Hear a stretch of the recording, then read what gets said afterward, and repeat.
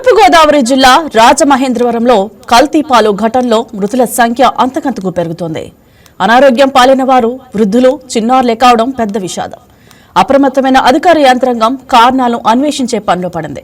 కోరుకొండ మండలం నర్సాపురం గ్రామానికి చెందిన వరలక్ష్మి డైరీ నుంచి సరఫరా అయిన కల్తీ పాలే పలువురి అస్వస్థకు కారణమని గుర్తించారు. డైరీ నిర్వాహకుడిని పోలీసులు అదుపులోకి తీసుకుని కూపీలాగుతున్నారు. కల్తీపాల వ్యవహారంపై రాష్ట్ర ప్రభుత్వం స్పందించి సమగ్ర విచారణకు ఆదేశించడంతో పాటు బాధ్యులను కఠినంగా శిక్షిస్తామని తెలిపింది. మృతుల కుటుంబాలకు 10 లక్షల ఎక్స్గ్రేషియా, ఆసుపత్రిలో చికిత్స పొందుతున్న వారి పూర్తి వైద్య ఖర్చులను ప్రభుత్వమే భరించేందుకు ముందుకు వచ్చింది. పాలను స్వచ్ఛతకు మారుపేరుగా చెప్తుంటారు. అటువంటి పాలను అమితమైన లాభార్జన కోసం కాలకూట విషంగా మార్చడం నిజంగా దురదృష్టకరం. ఒకప్పుడు పాలలో నీళ్లు కలపడాన్ని పెద్ద నేరంగా పరిగణించేవారు. ఇప్పుడు పాలంటే హడలెత్తే స్థితికి కల్తీ దందా చేరుకోవడం అందరినీ ఆందోళనకు గురిచేస్తోంది. పాలు ప్రజలకు నిత్యావసర వస్తువు. పసికందుల దగ్గర నుంచి వృద్ధుల వరకు పాలే జీవనాధారం. పాలు తాగితే చాలా వరకు మన శరీరానికి కావాల్సిన సంపూర్ణ పోషకాలు సమకూరుతాయన్నది ఆరోగ్య నిపుణుల మాట. అటువంటి పాల వ్యాపారంపై ప్రభుత్వం నియంత్రణ ఎంత? ఫుడ్ సేఫ్టీ యంత్రాంగం వద్ద కల్తీ పాలను గుర్తించే వ్యవస్థ అసలు ఉందా? ఈ ప్రశ్నలే ఇప్పుడు ప్రజలను వేధిస్తున్నాయి.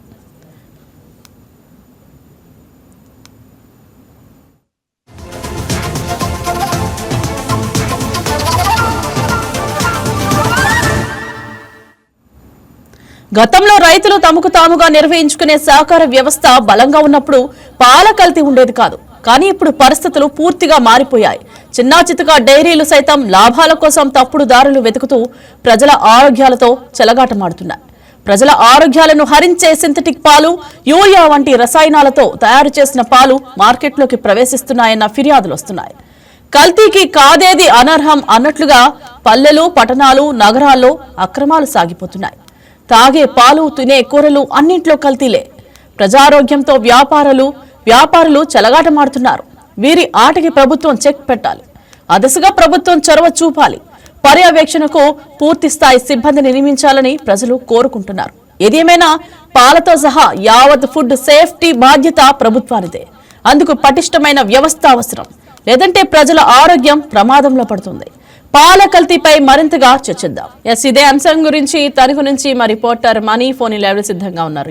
గుడ్ మార్నింగ్ మనీ, చెప్పండి, ఇలాంటి ఘటనలు ప్రజల అవగాహన ఎంత కీలకం? అలాగే ప్రజలకి అనుమానం ఉన్నప్పుడు, ఈ పాలు ఏదైతే ఉందో అనుమానం కలిగినప్పుడు ముందుగా ఎటువంటి జాగ్రత్తలు తీసుకోవాలి, ఎటువంటి చర్యలు తీసుకోవాలి? రైట్ ఇంద్రజ, ఈ రోజులో మనం తినేది ప్రతిదీ కూడా కల్తీ అని చెప్పాలి ఇంద్రజ. ఈ కల్తీ ఆహారం ఎక్కువగా ప్రజలు తీసుకోవడం వల్ల అనారోగ్య పాలవుతారు. ఈ విషయాలు మనం తరచుగా వార్తల్లో వింటుంటూ ఉంటాం. మారుతున్న కాలానికి అనుగుణంగా కొంతమంది సేంద్రియ పద్ధతుల ద్వారా ఈ మధ్యన మనం ఆహార అలవాట్లు చేసుకుంటున్నారు. కానీ మధ్యతరగతి ప్రజలు అంత వెసులుబాటు ఉండదు కాబట్టి వాళ్ళు ఇటువంటి కల్తీ పదార్థాలకు ఎక్కువ లోనవుతారు. ఈ రోజుల్లో కల్తీ జరిగింది అని తెలిసిన వెంటనే మనం ముందుగా ఫుడ్ సేఫ్టీ అధికారులకి అయితే సమాచారం ఇవ్వాల్సి వస్తుంది. పాలు కూడా కల్తీ అవుతుంది అనేది మనం చాలా ప్రాంతాల్లో వినేవాళ్ళం. కానీ ఇది ఇప్పుడు ప్రస్తుతం గోదావరి జిల్లాలోకి వచ్చిందని చెప్పాలి. అసలు ఈ ఆహార కల్తీ అనుమానం వచ్చినట్టు మనం ఫస్ట్ భయపడకుండా పోలీస్ స్టేషన్ లో ఫిర్యాదు ఇవ్వాలి. పోలీస్ స్టేషన్ ఎందుకు ఫిర్యాదు ఇవ్వాలంటే చాలా మంది దగ్గర ఫుడ్ సేఫ్టీ అధికారుల ఫోన్ నెంబర్లు అయితే ఉండవు కాబట్టి పోలీస్ స్టేషన్ లో ఫిర్యాదు ఇస్తే ఆ తర్వాత నెక్స్ట్ స్టెప్ ఫుడ్ సేఫ్టీ అధికారులకు సమాచారం ఇవ్వాలి ఇంద్రజ. ఈ విధంగా సమాచారం ఇవ్వడం వల్ల వాళ్ళు ఆ సంబంధిత ఎవరైతే కల్తీ జరిగిందో అక్కడ ఫుడ్ సేఫ్టీ అధికారులు వచ్చి వాళ్ళు శాంపిల్స్ అయి సేకరించి తదుపరి చర్య తీసుకుంటారు ఇంద్రజ. రైట్ మనీ, మరి ఇది కేవలం రాజమండ్రి సమస్య కాదు, మన ఇంటి సమస్య, మన తల్లి ఆందోళన. మరి ఇలాంటి ఘటనలు పునరావృతం కాకుండా జరగాలని మనస్ఫూర్తిగా కోరుకుందాం. Thank you money, thank you for your updates. ఈ వీడియో మీకు నచ్చినట్లయితే లైక్ చేయండి, షేర్ చేయండి, మా ఛానల్ కి సబ్స్క్రైబ్ చేయండి.